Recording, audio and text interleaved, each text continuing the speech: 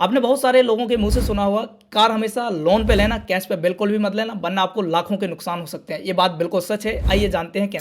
मान लीजिए आपके पास 10 लाख रुपए हैं और आपको कार लेनी है, तो आपके पास दो ऑप्शन खुलते हैं। पहला ऑप्शन है कि आप 10 लाख का 10 लाख सीधा डाउन पेमेंट देके अपनी कार को घर लेके आ जाइए, जिसमें ना ही आपको कोई लोन देना होगा, ना ही आपको कोई ईएमआई देनी होगी। एंड दूसरा ऑप्शन है आपके पास कि 10 लाख रुपए में से 2 लाख रुपए तो आप डाउन पेमेंट दे दीजिए और बाकी 8 लाख रुपए का ले लीजिए लोन, जो कि अप्रोक्स आपको 9% की रेट से मिल जाएगा। एंड इसके अलावा जो आपके पास 8 लाख रुपए थे उसको आप डाल दीजिए फिक्स्ड डिपॉजिट में। तो आप समझते हैं अपना प्रॉपर कैलकुलेशन। जो आपने 8 लाख रुपए का लोन लिया उस पर इंटरेस्ट लगा आपको 9% का, एंड 9% का इंटरेस्ट के हिसाब से 5 साल में जो आपके 8 लाख रुपए होंगे वो अप्रोक्स 10 लाख के बराबर हो जाएंगे। एंड वहीं जो आपने 8 लाख रुपए एफडी में डाले थे, एफडी पे आपको पता होगा कि करीबन 8% का इंटरेस्ट रेट मिलता है।